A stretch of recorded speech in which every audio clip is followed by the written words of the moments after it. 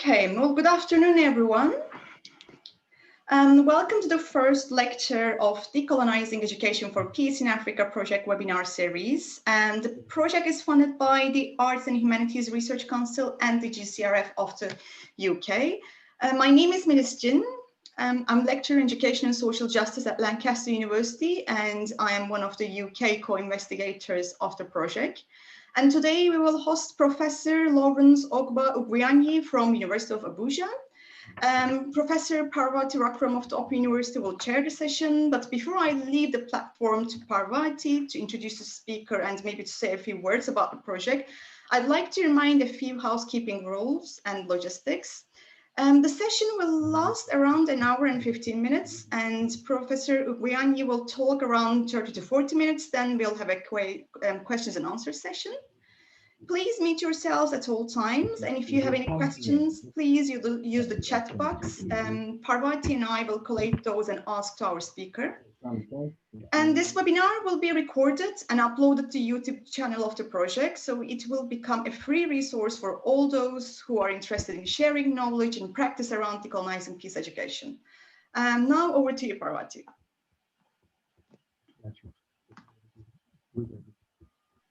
Thank you so much to all of you who have attended this session. We're really looking forward and very excited to begin this journey on the Decolonizing Education for Peace in Africa. As Melis said, this is a project which is a multi-million pound project funded by the UK government. And what we're hoping to do through this project is really begin to think about decolonization as a set of ethical and political practices which are grounded in the everyday realities of the global South. We've had a lot of rhetorical decolonization debates where we've heard about what needs to be done.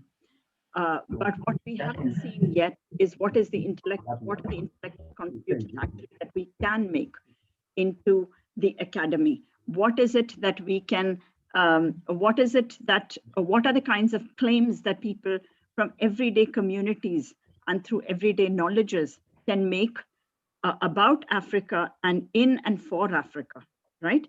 And what are the different registers, what are the different spaces where we can insert those claims to have the most effect? And this is really a first step along that journey. And we're very happy to have you all here with us. And we hope you will stay with us through the next 3 years as we continue with the seminar series. We wanted to begin by thinking about decolonization in Africa from an African perspective. And here today, we're very happy to have with us Professor Lawrence Ogwuanyi. And he's a professor of African philosophy and thought and director of internship services at the University of Abuja in Nigeria. He obtained his first degree in philosophy from the Pontifical Urban University in Rome in 1990. And then he emerged as the best graduate student in a class of 97. Then he proceeded to the University of Nigeria, University of Ibadan. He obtained his Master's of Arts degree and his PhD, and he has lectured in a number of universities, including the Delta State University in Abraka, the University of Abuja till now, and he's now currently the pioneer head of Department of Philosophy. He was promoted to the rank of full professor in 2011. He has spoken at multiple conferences, workshops, seminars, and he's got a lot of grants and fellowships. He has 53 publications to his name in a range of journals, both journals which are published in Africa, but also those which are published in the global North. And through his publications, he's really thought through and devoted his scholarship to African self-understanding, as his research seeks to uncover, discover, and recover African views, values, and theories that illustrate the autonomy and relevance of African thought schemes. His latest publication, Towards an African Theory of Just War, has just come out in 2020, and we'd really, invite him, and I'm very proud to have him here with us today. So thank you so much, Professor Lawrence. So, and we look forward to hearing from you about your thoughts on decolonizing peace education through African philosophy, thought, and culture. Thank you. Okay, thank you very much. Are you hearing me? Are you hearing me? Yes. Yes, we can hear Okay. you, Professor. Yeah. All right. Thank you very much. It's my pleasure to have the opportunity to share my thoughts on decolonizing peace education through African philosophy, thought, and culture. My talk, are you seeing the PowerPoint? Okay, fine. The first thing I will talk about is the African notion of peace. And then I will talk about African peace values. And then I will talk about African peace institutions. And then I'll talk about African peace process. And I will also talk about African peace symbols. I think it's omitted. Then before now, there are certain peculiar questions that the researchers on decolonizing education for peace in Africa wanted me to respond to. So I will also attempt to do that before I end my talk. Now, I'll begin by making certain important conceptual clarifications. The first clarification is that the Africa of my focus is the Bantu Africa, something we formerly call Sub-Saharan Africa. Now, current thinking have shown that the word Sub-Saharan Africa may not be most appropriate to categorize this portion of Africa, because the Sahara itself was also part of this portion of Africa. So the word Bantu philosophy is better preferred because it captures the culture, the in the culture of the people of this area.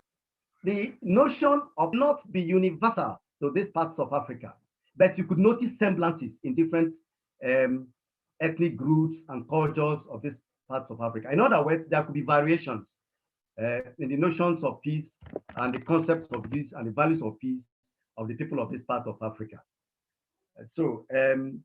Then the last comment is that what I am proposing is that the African notion of peace should be given more chance than is given at the moment. It is not important. It is not. It is not relevant or nice that people ignore a bulk of wisdom of African people in relation to peace. And I believe that my presentation will illustrate that. Now, having said that, I begin by trying to illustrate the meaning of peace in African thought pattern.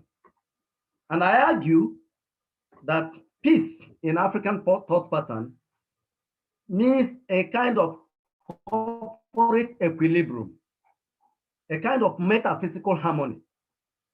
And that peace in African thought pattern is not just absence of conflict. No, conflict is physical. There could be spiritual or internal conflict.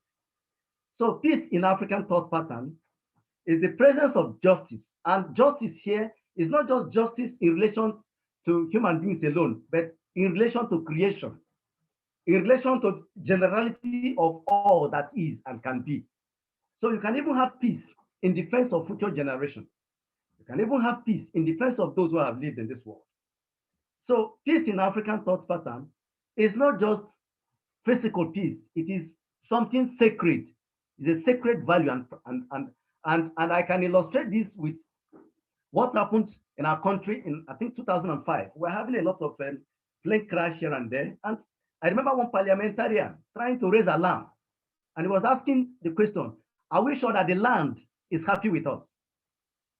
Are we sure that we are at peace with our land? So there's this way of thinking that believes that, look, you must be, the world itself must be at peace for you to be at peace. Your community must be at peace for you to be at peace. So in Africa, I would describe African concept of peace as peace of the land And when I mean land now, I mean the entirety of existence. Now, I attempted to reflect on this in the Igbo thought scheme, which is one of the functions of African philosophers.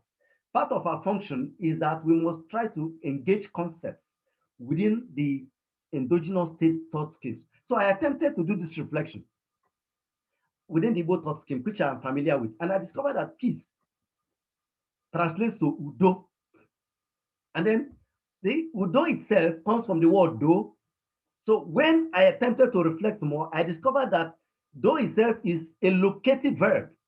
It's an ontological verb. So the suggestion this gives is that peace has ontological roots. This is something that is binding. And I will illustrate this when I'm going to show these peace symbols that are available in Igbo thought scheme. So if I would want to a kind of present the grounds on which Africans attempt to conceptualize peace, I would say that in the African thought scheme, conflict is seen to be that which is foregrounded by the connection we share as human beings.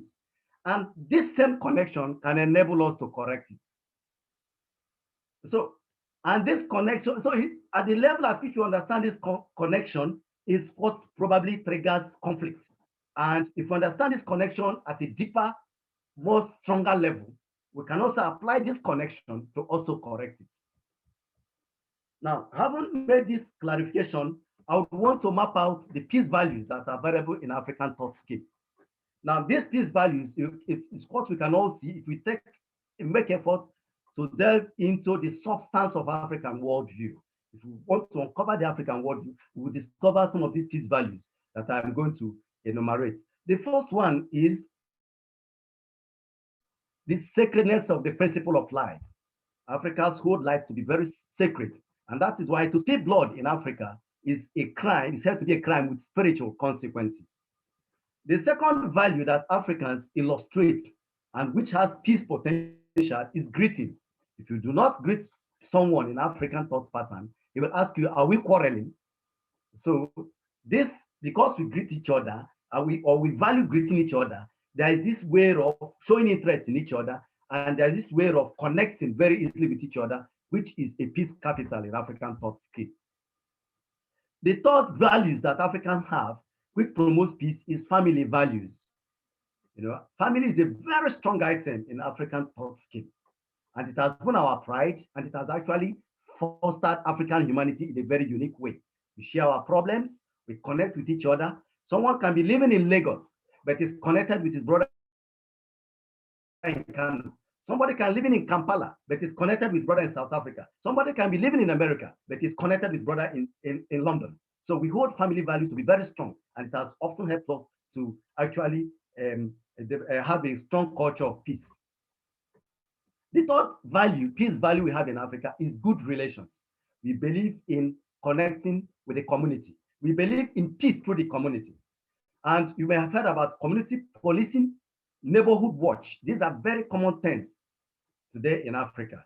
And it is about exploiting the potentials of the community to build peace. Africans do not trust to the fact that somebody will singularly carry gun on the street and achieve peace. We believe that the community must be involved if you want to institute and establish peace. And here we make reference to the efforts of pioneer president of Tanzania, Julius Nyerere. You know, Nyerere was a socialist, and he had this scheme which he called Nyumba Kum.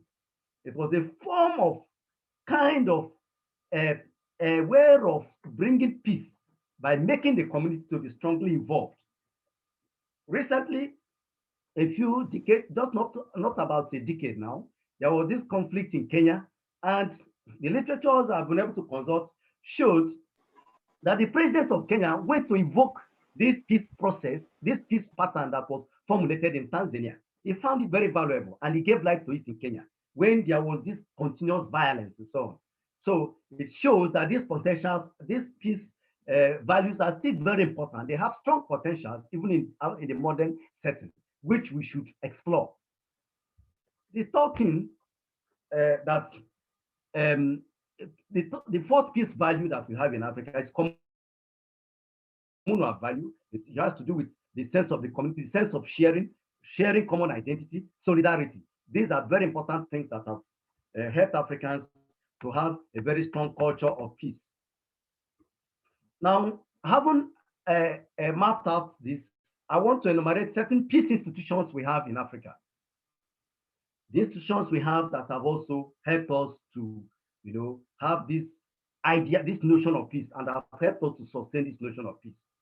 I say this because institutions is one of the marks of the growth and the quality of thinking and civilization of a people. If you want to study a people, you probably have to go to the institutions, because institutions are a product of collective wisdom. Institutions don't just emerge. People take time to formulate it. So the first thing I would mention there is, again, the family unit. Now, if you're quarreling in Africa with somebody from your family, it is seen to be an anathema. And the family will make everything possible to try to resolve that conflict. They will give you the reasons why you should not bring shame to them by marketing them in a negative way. So they do everything possible to make sure that the thing is solved. And I can tell you that no matter how learned you are in African, you must identify with your family, with the extended family and the nuclear family. The African family goes beyond nuclear family. It enters the extended family. And the clan, even the clan itself, has this concept of connection that is called a family.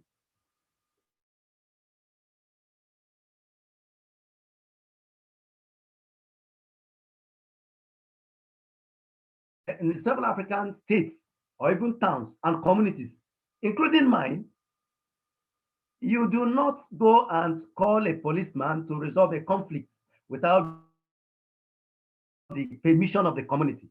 Anyway, it depends on the concept, the conflict at stake. There are conflicts that the community will say, well, we don't have what it takes to legislate or handle this. But in minor petty quarrels, it is expected that the community is capable of resolving this. And it has often helped Africans in the sense that it is often the minor quarrel that metamorphoses into major quarrels. So the community has been a very strong institution in resolving conflict and in promoting peace in Africa. Now, within the community, there is a concept of a notion of peculiar elders. In the part of Africa where I come from, these elders are called Akamura. Akamura. They are elders with distinct wisdom. So when there is quarrel, you involve them, you invoke them to be able to resolve the conflict. So there are people that are known to be gifted, sagacious, and honest. So they are often involved in mediating a conflict, and they are highly valued. Now, within the African thought scheme too, there is also what we call the week of peace. And we can get this when we go through Chinua Achebe's novel, Things Fall Apart. During the week of peace, it is believed that nobody should be able to do something wrong with each other. Now, having enumerated this, let me illustrate what peace process is all about. And I think I have to be faster because I'm also watching the time. In African peace process, the first thing that people consider is that conflict brings pain both to the two parties involved. The two parties involved, it is believed that conflict has a kind of alienated them from the community, both from each other and from the community. So African peace process can be captured through what I call participatory pain. I found this concept to be a word that can capture what peace process is all about in Africa. And why do I call it participatory pain? It is participating pain because here pain is shared. The two people in conflict are made to understand that they shouldn't have even gone to conflict in the first instance. So African peace process goes through about 5 steps, and I'll just mention them. The first is to acknowledge guilt. The second is remorsefulness. You show a form of remorsefulness. The party that is having problem are made. One is made to show remorsefulness. Whoever is found to be guilty is made to show certain remorsefulness. Then the other party is invited to forgive. Forgiveness is something that we cherish so much in African thought scheme. Thereafter, reparation is demanded, which leads to reconciliation. until reconciliation is achieved, peace is not achieved in African thought scheme. Because of this, African peace process promotes what can be called reconciliatory and restorative justice. Africans do not value retributive justice as much as they value restorative and reconciliatory justice. And this is because retribution is paying back, but reconciliation is bringing back. The ultimate measure of peace in Africa is how much the aggrieved parties have been brought back to keep on living together and interacting together as a community. And this is captured in Igbo proverb, a peculiar proverb in Igbo thought says, let the cat fetch, let the eagle fetch. Let two of them should fetch. It's only the one that said that others should not fetch, that we should have the wing destroyed. But even in the modification of this proverb, people are saying, if you say the kite should not fetch, and the eagle says if the eagle says the kite should not fetch, or the kite says the eagle should not fetch, each should tell the other where to fetch. So you can see there are still movements of thought in this direction, all aimed at reconciliation, which is a strong peace potential for peace in Africa. I go forward to illustrate some peace symbols in Africa. I added this, so those who have the past PowerPoint may not have this. There are symbols that illustrate peace in Africa, and I borrow from the Igbo thought scheme, which I'm very familiar with. The first is white cloth. When you see the African politician putting on a white cloth, just know that he is saying, I'm ready for peace. And if you make researches, if you're observant, you find out that they put on these things occasionally when they attempt to, when they imagine that they have someone who sees them as an enemy out there. So they don't just put on these clothes without a reason.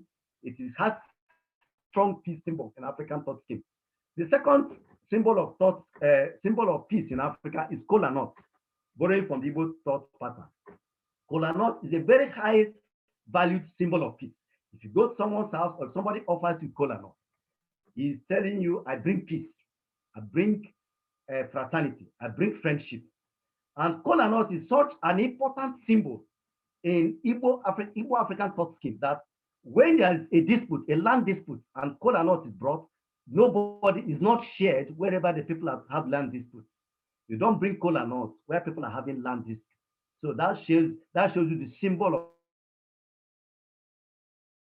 It's only when the land disputes have been settled and people are at peace with each other that they can share each kola nut together. The third symbol of peace is the Ofo symbol of justice and peace. Ofo is a branch of a tree from a tree with a botanical name, Detarum senegalense.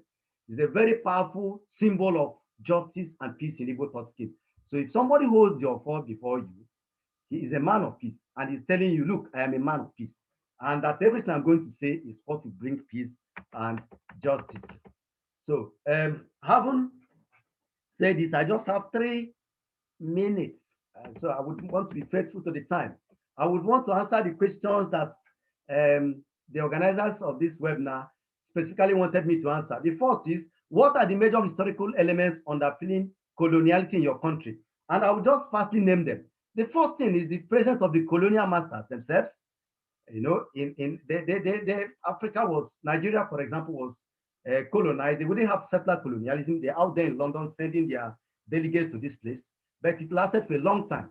The second presence of coloniality in the country, colonial masters, and by this I mean the military people that replaced the white people. They were almost doing things that for us who wouldn't have accepted that our fellow African brothers were treating us that way. That doesn't mean that some of them were not human, but the institution, through which they were operating, didn't allow them, many of them, to exhibit this quality the way we wanted. The third one was the crisis of Nigerian economy through SAP. I would say SAP and post-SAP economy has brought another phase of colonialism in Africa, because it has actually brought the African economy into a world standard. And then I think the third one is what I call the Asianization of Africa. We are now having Asian influx in Africa, and we need to filter it in order for it to be gainful to us, because there is no free lunch everywhere. And I would not believe that you just get it. I think internationally, you must also know that whenever you're engaging people outside your country, you must be careful to to filter whatever is happening. However, it has been shown that Asia's presence in Africa has a different future from the presence of the West. I mean, students, scholars of political and economy will analyze that better. Now, the second question was, what are the terms of theoretical debate on coloniality and post-coloniality? And I would say that the debate has not been much. The debate on coloniality has not been much. And the reason is because colonialism has been subtle and devious in Nigerian thought scheme. The physical contact has not been there. So settler colonialism could actually produce people with, ready to debate colonialism in a more fierce way. But that's notwithstanding, we still have scholars who have been able to reflect very seriously on these in Nigeria. And we can mention, for example, a scholar like Professor Claude, who wrote Social Science as Imperialism in 1983. And that work became a groundbreaking work in this area.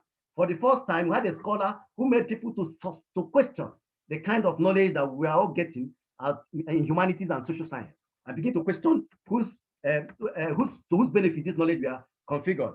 The second person is Professor Donatus Mwoga. Professor Donatus Mwoga did unique work. He was one of those scholars that were able to think, within and engaged Igbo thought scheme in such a way that it was possible to think that people can produce work that didn't have much of colonial influence. And one of his works there, the work is called The Supreme Being as a Stranger in Igbo Political Thought. I mean, Mwoga, for me, engineered a basis where you can interact.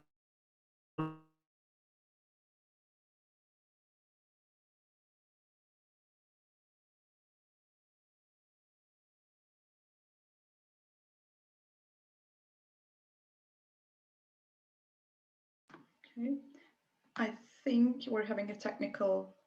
Okay. Okay, sorry, Professor, we just lost you for a while. Could you?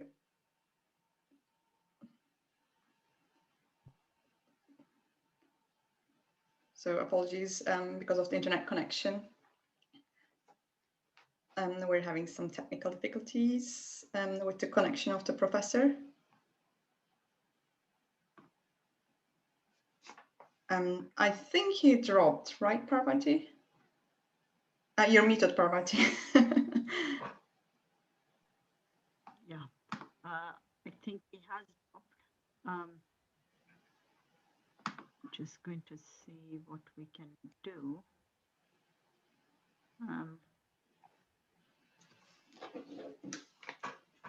I'll just try to connect him again.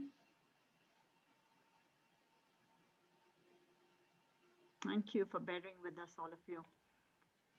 Norma, can I just ask you, you raised the question, Norma, about the notion of reconciliation, and I was wondering if I could ask you to unmute yourself for a moment and just, oh, we got him back, so we would hold that question.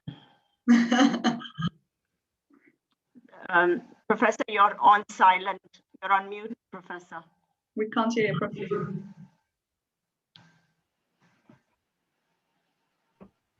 Hello? Yes. Are you hearing me now? Yes. We can hear you. Okay, so I just round up that I think the best scholar on decoloniality is Nigerian scholar Chinwizu. Chinwizu for us is one of the finest voices on decoloniality. And one of his first work, The West and the Rest of Us, became a groundbreaking work. And ever since then, he has not relented. He has other fantastic work, such as Decolonizing the African Mind, Education in Black Africa, Ubuntology, a groundwork for autonomy of Black Africa.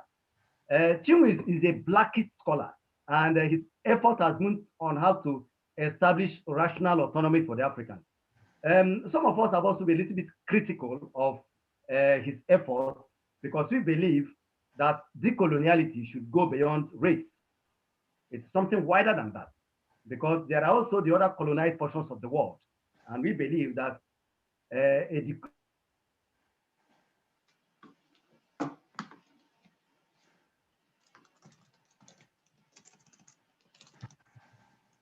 a scholar interested in decoloniality should also be broad-minded to capture the colonial challenges. One would think that is the most prominent. In 2018, a particular conference was held in Accra, and it was the first conference of outstanding African thinkers. And he was the first person that was nominated for that. And people dissected his ideas and showed how strong it could aid the project of decolonization and decoloniality. He's widely cited and known in the entire sub-Saharan region. Many scholars are aware of his work. The next question is, what are the practical activist work being done around decoloniality? I would say, well, yes, there are efforts that are being done in this area. Activist kind of effort in the sense that we have alternative dispute resolution and it's being considered seriously. People are saying, look, dispute is not just about going to court. We can also attempt to evolve a way of doing this.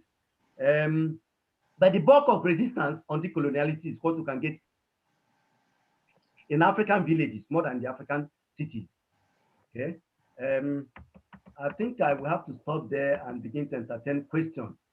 Final thing is, how could the research community contribute to what we're saying? And my answer is simple. The first is to privilege African thoughts and experience and allowing Africa thought to speak for itself. I think it is time to allow Africans to speak exactly for itself so that people know exactly what they mean by thinking the way they think. We should go beyond extracting ideas from Africa and using one theory invented outside the continent to analyze it. I am not saying that theories do not have potential for universal relevance. That's not what I'm saying. But I am saying that it's also possible to theorize even from the African background. And that's why I've supported a project which I call Afro-theorism. And that means also theorizing from the African standpoint. I think it will add so much in the project of decolonization and decoloniality. And I was also suggested collaborating with Africans in writing about Africa, and then taking unusual interest in African languages and African thought schemes. Language is a whole world of its own. Language is a philosophy of its own. And so if I'm doing something about a British philosopher, I should be patient enough to understand the English language to be able to understand what the person is saying. If I want to say anything about a philosopher from China, I should also be patient to explore Chinese language because these concepts emerge from that language. So I am suggesting that it is time people took more than a passing interest in African languages in order to understand African thought schemes. I believe that with this effort, the project of decoloniality will grow more, and we will add to the bulk of the wisdom that will animate humanity. I think the wisdoms are all there, but our attitude to it is what matters. But I believe that once we are ready to tap wisdom from here and there, we will move towards a better and more valuable human community. I want to thank you, and I want to stop here. Thanks for giving me extra 5 minutes.